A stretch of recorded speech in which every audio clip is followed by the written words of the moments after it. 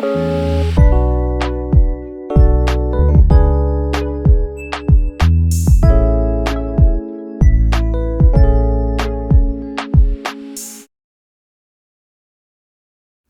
everyone. Welcome back to Lucid Raver. My name is Brooke. I'm your host, and this week we have Nick. Say hello. Hello, everybody. How you guys doing? And this week we will be talking about harm reduction, aka ground control. They're intertwined. But before we get into that, Nick, I want you to say where you're from, how long you've been in the rave scene, what type of raver you are, and what is your favorite festival. All right. So my name is Nick, as you already introduced me. I'm from Astoria, Queens, New York City. I have been in the rave scene since 2014. What was your first artist you saw? So I went to, had my cherry popped. The first electronic show that I went to was Mad Decent Block Party Brooklyn. Oh, that sounds lit. 2014. Yeah, it was great. Diplo, Grand Theft, Dylan Francis, Nostradamus, GTA, and Grand Theft. Damn. I'm pretty sure. Damn. Yeah, it was fun. Well, you're pretty lucky. And what type of raver would you say you are? See, that is a great question. I'd like to think that I am a smart raver and somebody that likes comfort a little bit more than... Comfort? What are you saying, comfort? House? No, comfort, like I'm wearing like comfy shorts. Oh, no. I meant like, let me explain. What type of raver you are, as in like bass, a house head, techno? Oh, I mean, I like a little bit of everything. My roots are in dubstep, but I do like house a lot. You are obsessed with house, and you know like every freaking song by heart, which I'm obsessed about, but like I'm not on your level at all. But I like that you're diverse. I don't really see you too much at like too many bass sets though. I feel like you prefer to go to a house set over a bass set. I mean, well, that depends. If we're talking like some old school dubstep, then I'm 1000% there. Okay. Over everything. Okay. And this past weekend, we went to EDC. He was working ground control. In any of those sets, what was your favorite set you saw the whole weekend? So that's tough. I was there for the entire Zed's Dead set, and I absolutely love those guys. They always throw down. Troy Boy was also a sleeper pick, and the Biscuits. Biscuits, yeah. Biscuits were great. Biscuits and Troy Boy are tied for first place because they're like great in their own way. But I did love shuffling my ass off to Biscuits. I've been trying to see them for a while too, so this was my first time. I was pretty happy about it. I saw Biscuits opening up for Sonny Federa at Guilt Nightclub, and they just go hand in hand because they have so many collabs together. I'm just like, yes. And you know when that house is bumping, it's like, Yes. And what is your favorite festival? So that's pretty tough. It's kind of probably a tie between Electric Forest and Shambhala. Oh, I felt like you were going to say Lightning in a Bottle. Okay. No, Lightning in a Bottle was fun, but I was working that music festival in a capacity where I could not have as much fun as I wanted to until the end. So I'm a little biased. So why do you like Shambhala compared to Electric Forest? So at Shambhala, the music has never sounded better in my entire life. So the Pagoda stage, which is one of their main stages, they have a really, really fantastic PK sound setup. And it's not like at a lot of American festivals where you have gigantic ass speaker towers that are like 50 or 100 feet away from people behind like crash barricades and all that stuff like at EDC. It's just big ass stack of speakers and you can put your head in them. Like, it's ridiculous. There's nothing blocking people from just like sticking their head in a subwoofer and going, ah. How would you compare the culture from Shambhala to Electric Forest? I mean, it's a little similar, but the I guess on the harm reduction side, so Shambhala is unique where they have um, this section that you can go to and you can have your drugs tested by like professionals who use a mass spectrometer, which is like this very, very expensive machine that is able to tell you what you put in it Mm-hmm. and what like substances are in it. So you could, in theory, buy what you would believe would be Molly or acid or any of that stuff, take it to them, have them test it in front of you, and then they will tell you what is in it, pretty much. Versus other festivals, it's more like a liquid drop system for testing kits, right? Well, the mass spectrometer is like actually done by the festival. Mm-hmm. So everything else at like other music festivals where you have like Bunk Police or Dance Safe, it's kind of not really official. Mm-hmm. But because the laws are a little different in Canada than in the United States. What I find interesting though is that they have that, but they have a ban of alcohol at that festival. I mean, hot take, alcohol is probably the worst drug for the festival crowd. Mm-hmm. Usually when you see people who are way too intoxicated or like altered, the problem will usually be alcohol. All right. But if someone's just like, you know, tripping balls because they took a bunch of acid, they're probably not going to get aggressive or like be vomiting or throwing up or, Mm-hmm. you know. Yeah, a lot of people get dehydrated just from drinking. Yeah. Okay, so going into this, how did I meet you? So I met Nick at EDC Las Vegas 2019, and that was my first time ever working a music festival. I talked about that previously. Me and Allie decided to do our first job experience doing ground control there. Mind you, I've never been to EDC Las Vegas, so I was in for a ride. Allie had already been 3 times, so like she was kind of showing me the ropes. And the very first day, the day before we like worked the festival, we did the pre-meeting and we met you and Kyle and everyone, and you were staying upstairs above us, right, in the apartment or townhouse, what, for like rooming or no? Yeah, we were all in like a group, so like me, you. I'm pretty sure we were all in the same room or there was like 2 blocks of room because Oh, Gary had his, yeah. Oh, you were in the living room with Ariel, right? yeah. Oh, okay, sorry. There's a lot of people. Anywho, that weekend we just hit it off, and that's how we became best friends with Nick and Kyle and Danny. And yeah, it's been awesome. I've done 8 festivals with you, I think, so far, 7 or 8, which is kind of Something like that. bananas. You would know more than I, 'cause I don't really keep track. They all kind of blend together at this point. I have a whole list because I'm just awful. So yeah, I met him working, and from there, can you please explain what harm reduction is, what their goal is at festivals, what they have to offer, and how to recognize like people that are working harm reduction? So harm reduction is pretty much a proactive force that tries to protect people who might not necessarily have their best interests at heart. Um, Pretty much the idea is that when people go to a music festival, they won't have a fantastic time. Sometimes they do a little more than they're supposed to, or, you know, might be experimenting with drugs for the first time, or mixing certain drugs for the first time. And the idea is that when you go to a music festival, you should probably come home. Mm-hmm. And the worst thing possible is for you to go have a fantastic weekend with your friends and then never come back. And that's pretty much what the idea behind harm reduction is. So at every Insomniac show, there will be a group of people called ground control that will be looking out for the headliners, the people attending the music festival, just trying to make sure that everyone's having a good time, staying happy, healthy, and hydrated. Pretty sure that's the motto. Um,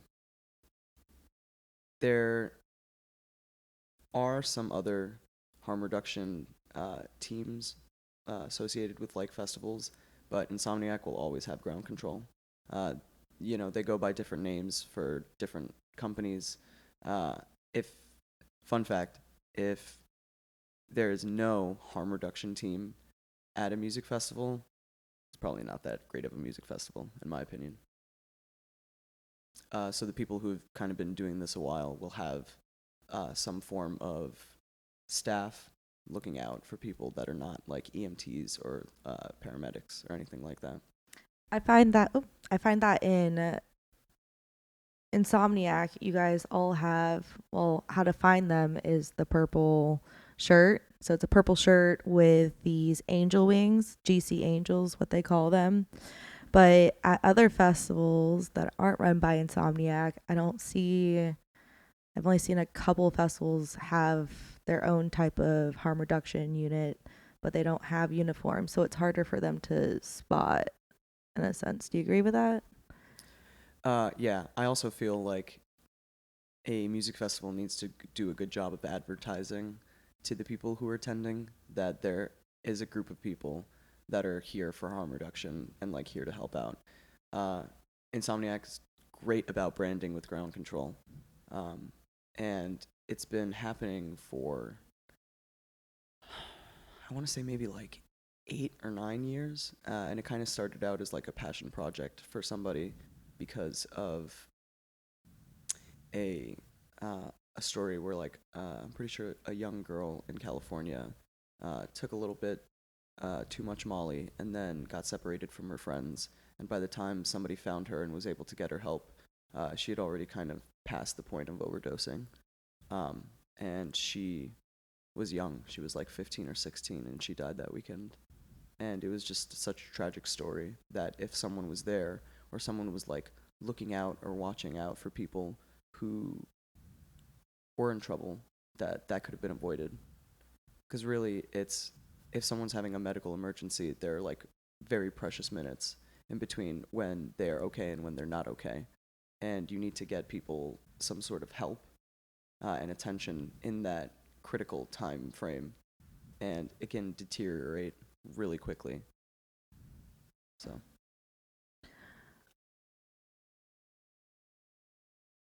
So what do they have to offer? All that they have to offer. So going to what I know is they go and they help people if they're lost, but I also know ground control can take you to a safe space. They also have earplugs for people if they need them. If you ever lose your earplugs, yeah, go to just them. find somebody in ground control, be like, "Yo, you got some earplugs?" And I'd say probably 8 times out of 10 they will just be like, "Yeah, here you go," or they will find a way to give you earplugs. Sometimes they can even get you bottles of water. Yeah, you know, Oh, yeah, oh yeah. So sometimes when I'm out on the field, I'll just like toss a bunch of waters in my bag. And personally, what I like to do is like to look for groups of friends that are all together that look, visibly impaired, and then they don't have a camelback. And there is no better feeling than going up to a stranger who looks kind of thirsty while they're rolling or whatever else, and giving them a water bottle and be like, "Here, this is for you." Their eyes light up and they do a big smile. They're like, "No way, for me?" It's like, "Yeah, it's for you." I do want to know that when we do go up to these people, when I was doing ground control and when you do ground control, sometimes you notice people that are in groups that are way too messed up and their friends aren't doing anything about it. And we go up to them and we say, "Hey, let me assist this person and take them to medical." And their friends start freaking out because they think that they're going to get in trouble. Can you highlight the fact that there will be no one will get in trouble at all? Yeah, so I'd say um, the crucial thing to remember is that at any show, uh, one, you'll not get in trouble. You'll not be persecuted um, by the law. We're not here to do that, and that medical assistance on site is completely free.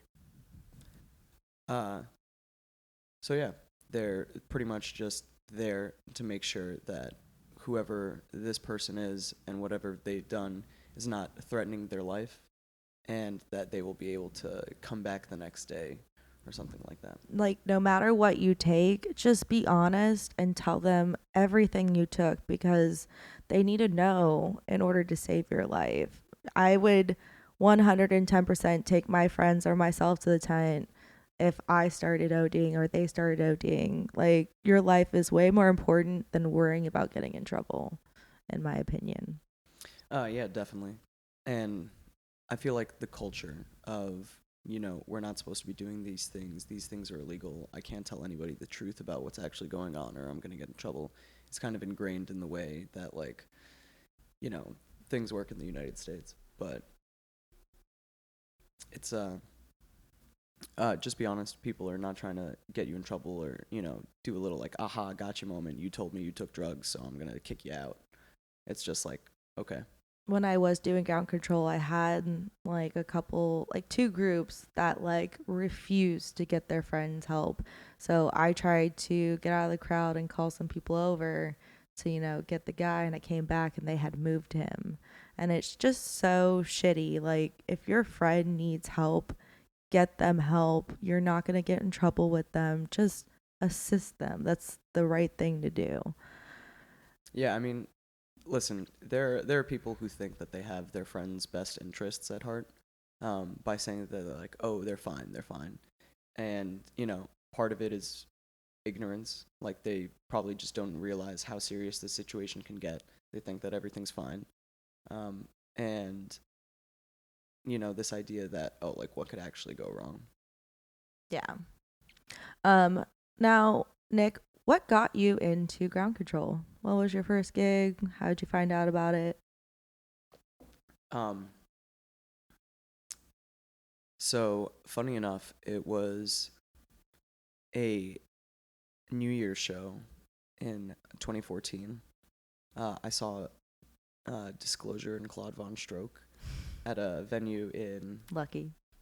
It was great. At a venue in Manhattan, and I was there with a bunch of my friends, and they had this like little water station in the back, and um, me being the rave mom that I am, and making sure that all my friends are hydrated, uh, I kept going back and forth to this water station, and they had these like, like the small little paper triangular cups or like cone-shaped cups that you like will go to like a dentist's office and like fill your water with.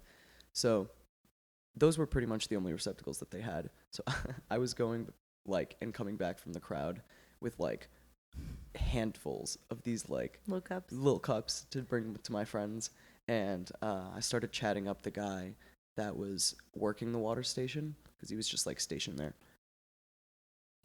And I was just like, oh, this is so cool. You're just like here, you're listening to the music, you're giving people water. Like, hell yeah, I want to do this. So we exchanged contact info. The guy's name is Danny Gangaro, who has now become one of my very close friends, and I see him at music festivals all the time, and I can't thank him enough for putting me on. But he added me to this Facebook group called Event Volunteers.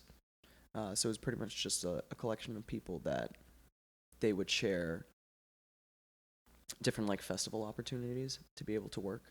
And somebody posted about joining ground control in that group, and I looked into it and I was just like, this looks pretty cool. Go to a music festival, get paid, give people water. Sounds like a fucking great time to me. So I signed up and had a little interview in 2015, and then I got accepted, and the first show that I ever worked was EDC Orlando 2015. How was that? It was my first time being like behind the scenes as like part of being the team that like helped make the festival happen as opposed to attending. And honestly, I really did just fall in love. It was great. It was such like a novel experience where I was just like, I've gone to a couple music festivals here and there at this point, and it was still like really new and fun, and seeing how it worked from behind the scenes gave me like a better appreciation for like how it all worked. And I kind of always loved the idea of being part of what makes the magic happen for people. Aww. So, yeah. I love that. I would like to highlight some other things that ground controllers do, what he was talking about. One of the duties for a couple shifts, you would be, pouring water, free water for attendees that come up. And then also doing bathroom checks, which is a really important thing. Like Yeah, come up, porta potty checks are huge. yeah, come up and knock on each door just to make sure that everyone is safe and okay. Apparently, someone had died in a porta potty years ago. And they didn't find her until the day after. Yeah, And that's so, tough. but I'm glad that they're doing their due diligence and having people check. Cause you were doing that when I found you at the porta potties a couple days ago, or no? Oh, I have kind of moved past having to do That work. porta potty checks. A He little higher up on the totem pole, you know. No, but I mean it's important. Like you go. See, and this is the problem with alcohol, because usually if you end up getting stuck in a porta potty, you are some form of drunk and then something else. But I can't tell you. Oh well, I can probably like 2 or 3 times where I've like knocked on a porta potty, be like, "Yo, you okay in there?" Nothing. Knock, knock, knock. "Yo, you okay in there?" Nothing. "Hey, I'm gonna open this door. If you don't open it, I need to make sure you're okay." Um, and then yanking it open and seeing this dude like pants down, like hand like this, just knock the fuck out. Be like, "Yo, fell asleep taking a shit. Wake up, festival's over, get out." So yeah, it happens, and it's one of those situations where if you don't have somebody who's like looking out for this like very very specific thing, how's anybody gonna know? Like Yeah. maybe you could have one of the attendees be waiting in front of your porta potty for like 10 minutes, be like, "Yo, what's going on? This person, has been in this porta potty for mad fucking long." Yeah. And then would get somebody to, be like, "Yo, you should check that out." But that doesn't always happen. Sometimes, you'll just move to the next open porta potty and then go. So it's almost like the bystander effect, where you're just like, "Oh, okay, so this is something else. Somebody will probably handle it," and then nobody ends up taking the responsibility for it, and it devolves into situations where someone could be stuck in a porta potty on a hot ass day for like 3 or 4 hours and absolutely be dehydrated because it's hot as fuck in there. Mm-hmm. As anybody who's gone to a music festival knows. Yeah, those things are dangerous. Yeah. Okay. So what festivals have you worked? So I've done EDC Orlando, EDC Vegas, Rolling Loud, Okeechobee. I did Project Glow, which was recent. Lightning in a bottle. Lightning in a Bottle wasn't part of the harm reduction team, though. What were you doing for that? I was working with my The ticketing? the wristband. Yeah, guys. okay. Yeah, Okay. Billable. JK. What else? Oh, I did Moonrise. That was fun. And yeah, that's pretty much it. Insomniac does a lot of shows on the West Coast, but since I am from New York, it makes it kind of hard to, fly to California for like 2 days, work, and then come back home. Yeah, it's super expensive. Yeah, and it's, tough to rationalize not even breaking even and working a weekend. And after like going to so many music festivals, it's great for the first couple times. You're like, yeah, I was at a music festival. I only ended up like losing $100. No big deal. But when you've gone to like 15, 20, it's like, all right, well, it's just another music festival. I'm not gonna. My goal is to go to festivals I haven't been to at this point, because after this EDC, I don't think I'm gonna go back to EDC. I said that my last year on my podcast, but yeah, famous last words, and then it's just, we'll get more into EDC a little bit later. With the festivals that you have worked for, harm reduction, what was your hardest one you ever did, and what was your most favorite? So hardest, hats off to EDC Las Vegas. It is a beast. For those of you who are unaware, EDC Vegas is quite literally from dusk till dawn, so it's all night. It is completely in the dark, besides all the lights, It's gigantic. There's like easily over 100,000 people every single day at the music festival, and it's just like a gigantic operation with so much going on at the same time. And the stakes are really high because of, how many people are there, and because it's like the crown jewel of Insomniac, pretty much. Uh, so that's always kind of tough, and the Las Vegas desert is sometimes unforgiving, as I have found out. Um, and then the most fun, Your favorite one my you've worked? favorite. I have quite thoroughly enjoyed working Okeechobee. I felt like you were gonna say that. It's just we have a really good setup for Yeah. that, and vibes are high. Uh, Camping festivals are pretty different than like city festivals because you're just like in it the entire time, and you get a chance to kind of like build the community a little bit more. So at Oki, if let's say I answered a question for somebody or helped them out with something, or like you know uh, the harm reduction team always gets some love and shout out. So like I'll like trade candy with somebody, and then I'll continue to see them at like different sets and throughout the weekend, as compared to like city festivals where you pull up and you're only kind of there for 12 hours. And that's only if you get there at the beginning and then leave at the end. So sometimes people are only there for like 5-6 hours. Yeah. Um, Yeah. so it's not as much engagement. I would like to touch on the fact of EDC Las Vegas. It's 3 days of working.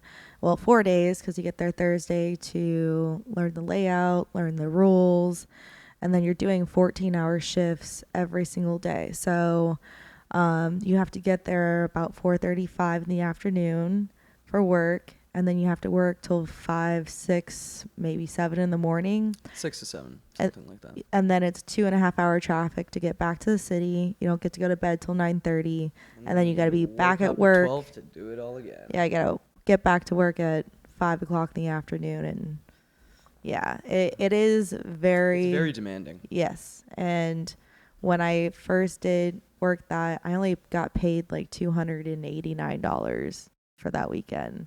I heard that the pay was $18 for EDC Orlando. I mean, it's been 3 years since I worked EDC Vegas, but my friend just worked it. She was getting paid 18 this weekend. So, the wage has gone up. So it's a little bit more worth it to work it, in my opinion, but it is strenuous. Not for the Definitely. weak. There are 3 breaks that you can have, so you can like rest for each hour, getting food or going seeing a set, but also just vibing with people.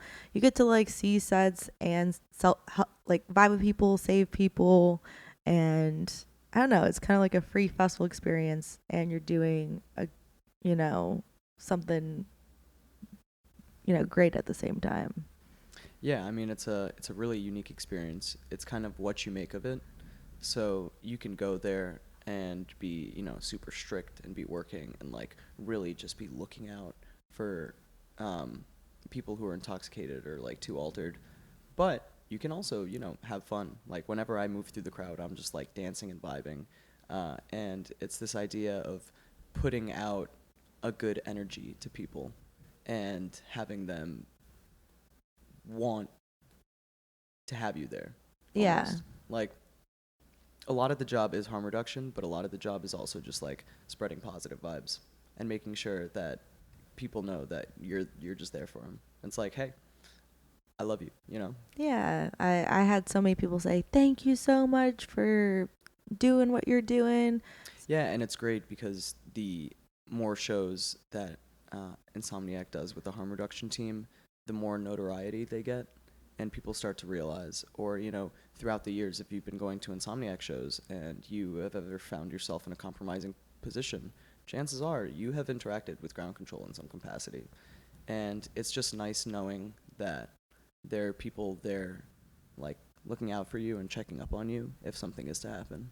So it's Yeah. pretty reassuring, and it creates or like facilitates a safe space where you feel that you can just like be all right.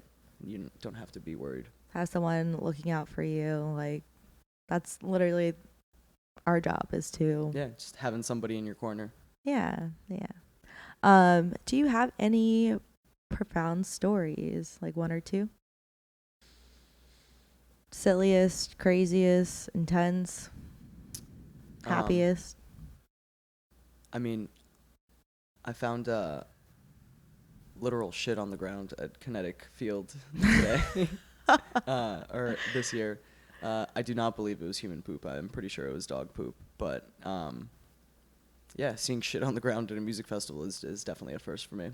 Can, Like at the main stage. I just want to highlight, if you bring your fucking dog to a festival, go fuck yourself. So typically, yes.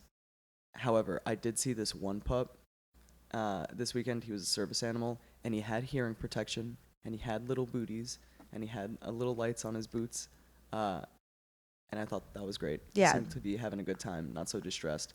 But yeah, if you bring a dog with to a no music festival protection. with Yeah. no hearing protection at all, you are just absolutely torturing that animal. A piece of shit. You're a piece of shit. Yeah. And I saw that some guy in a video had brought his dog all the way up to this circuit, like right in front of the stage. Oh yeah, I mean, I saw this dude who just didn't even have his dog on the leash the entire time. That's And the guy. yeah, Yeah. it was like a brown and black mixed breed. It's just Dog, like, pointy ears. Yeah. I feel like you shouldn't be able to bring your service animal in if you don't have a leash, if you don't have protection, if you don't have the proper protection. That's animal cruelty, in my opinion. Yeah, definitely. What is one of the best experiences that you can recall, or like stories from working ground control or harm reduction?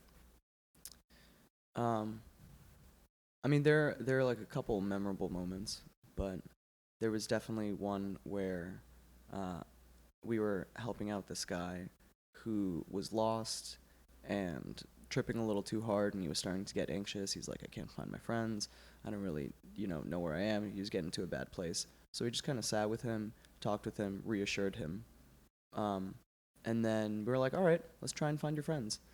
And we ended up working with him for like the next 30 minutes, reunited him with his friends, saw the absolute biggest smile. I think we exchanged some contact info, and then the next day, he sent me like this long text message. He was like, "Thank you so much. You completely changed my entire experience. I was so worried. I was like gonna go home and like miss all these artists that I wanted to see because I was like scared and lonely. You guys made me feel better, and you helped me find my friends. And I love you guys." Aww. Yeah. I love that. I want to bring it a little bit more serious, though. There are a lot of positive things about ground control. But when I had worked it, I ended up saving two people's lives. It does get extremely stressful and scary, because there are certain instances where it's a life or death situation. When I did help save the first guy, the guy was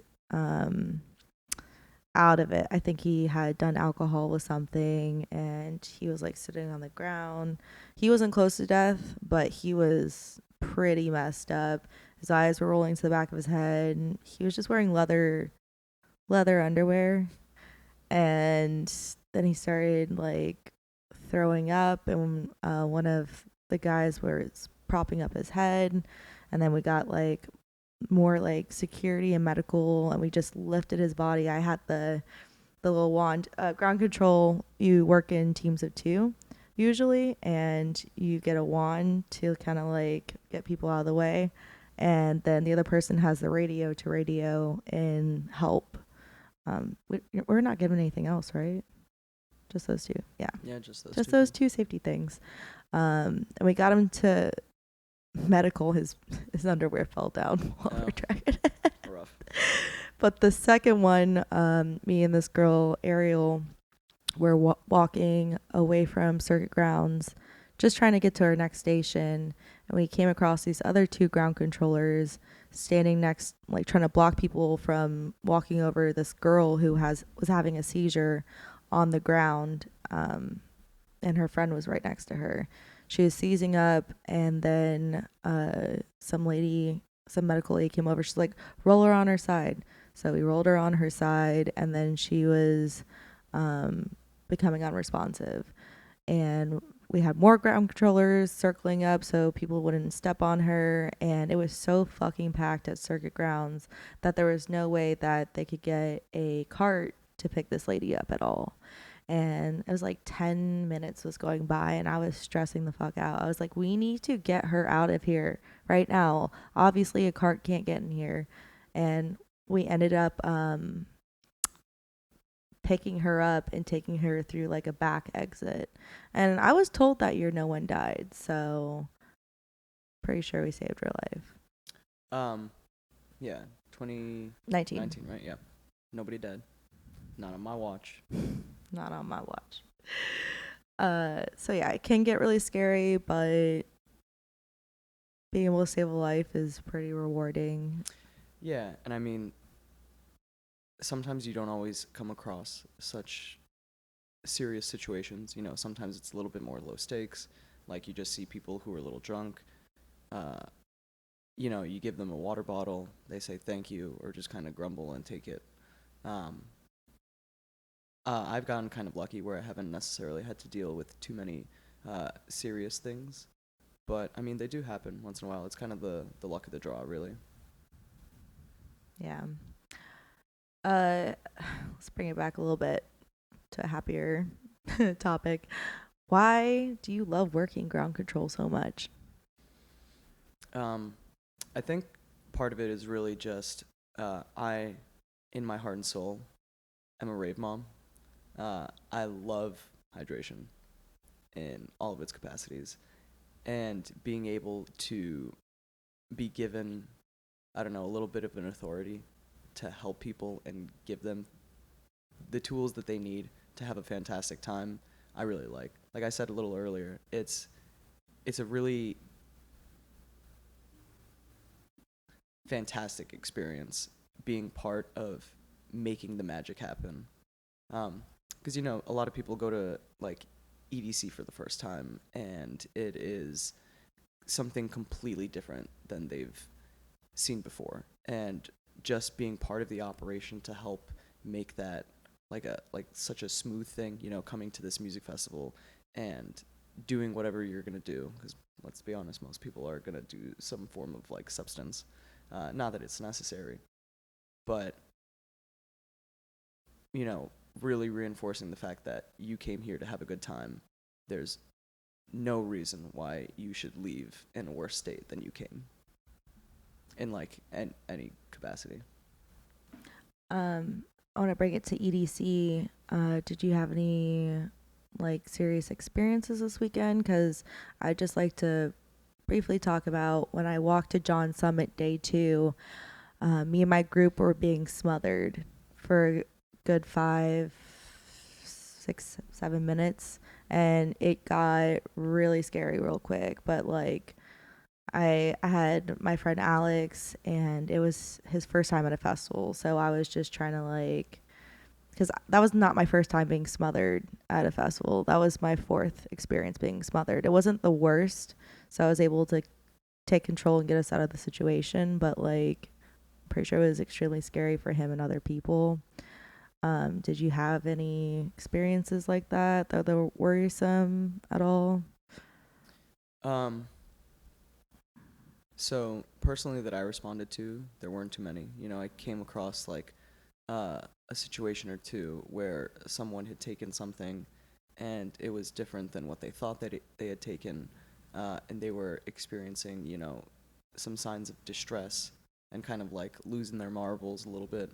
Um, and then, you know, there's like a very small time frame where someone has taken something, it is affecting them negatively, and then it absolutely spirals into disaster. And if you can uh, intercept during that like critical time period and start treating that person for whatever they need, that is really so important. So, you know, I came across a situation where this guy was on something and not really able to talk, was throwing up, uh, was like there but not there, couldn't really move, um, and you know, just putting him in a wheelchair, getting him to medical, and being like, all right, you need to look after this guy, check his vitals. that kind of stuff. But nothing really too life-threatening, I'd say. Good. If you guys do get smothered in a crowd, I was told to put your arms crossed against your chest, because when a crowd pushes into you, you want to be able to protect your lungs from the air being squeezed out. So just a quick safety tip if that ever happens to you. And lastly, for this, what message do you want to spread to the public about the importance of harm reduction by implementing it in every festival and having attendees seek help if needed? So, if you go to a music festival and you do drugs or you take substances, there are ways to do drugs in a responsible manner. I think it's not really like an absolute thing. It's either like, yes, I'm going to do drugs, or like, no, I'm not going to do drugs because I'm responsible. There's like a middle ground where, you can make sure that you're taking supplements. You can make sure that you are staying hydrated. You can make sure that you are not mixing alcohol and other substances or like uppers and downers. Also, testing your stuff. And testing yourself. Testing yourself is incredibly important.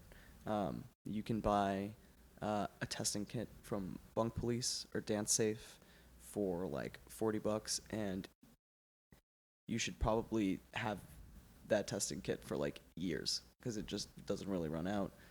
It takes a while to expire, and you ideally should not be doing that many drugs all the time where you're going to run out of the testing solution, because it's just like a couple different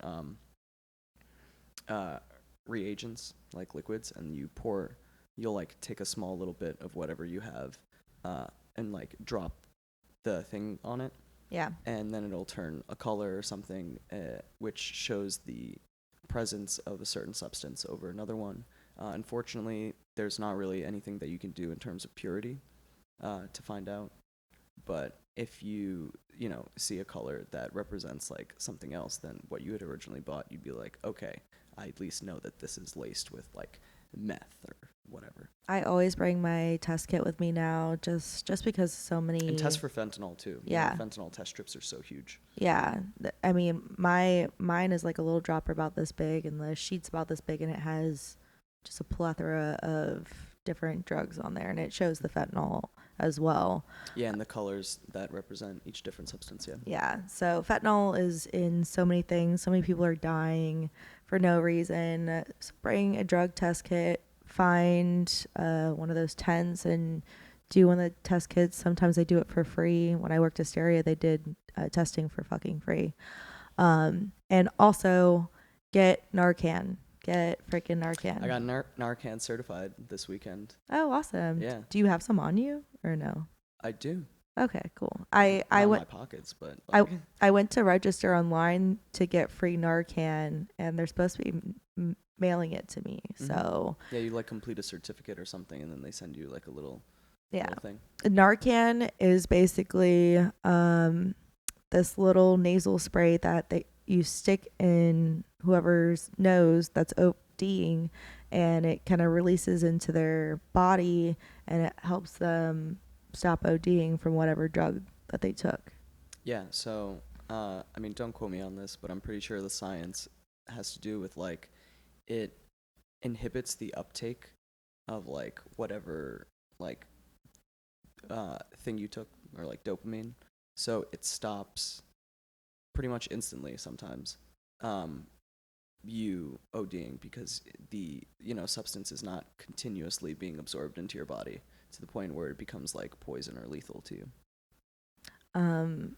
Yeah, you can get Narcan and bring it into a festival. That is something that you're allowed to bring in. So definitely try to buy some. You may end up saving someone's life. Yeah, and you never know. Did they say anything else with your certification of doing Narcan? So they taught us the procedure of how to apply it, the signs to look for, and steps to take when you encounter a situation. Which is? Well, number one is call 911. Roll them in on the safety position, like on their side. Put it in their nose. One dose. Wait about 2 to 3 minutes. that's usually how long it takes. You should start to see signs of improvement. If you don't see signs of improvement, do another dose. Um, there is pretty much no harm to using Narcan on someone. Okay. So I'm not saying like, just do Narcan at home for fun because it won't do anything, but there's no safety risk in applying it more than once to somebody who that you think is ODing. And sometimes, it takes a little bit. That's good to know. Yeah. Is there anything else you want to say? If you guys are out there at music festivals, stay hydrated, look after your friends, and just know that the safety and well-being of you and the people you love are sometimes more important than the music. Always. Yeah. Yeah. Always. Well, thank you so much. I've been wanting to do this podcast with Nick since this past March, but he was overworked and had to sleep. So, well, I wasn't necessarily overworked. I just made foolish decisions and decided to attend sets instead of getting a proper amount of sleep. But, that's on me. it's all good. It's all good. I respect that you try to see the set, so it's worth it. It's all about the music for me. Yeah. Yeah. Well, thank you guys for tuning in, and I'll see you next week. Bye. Peace.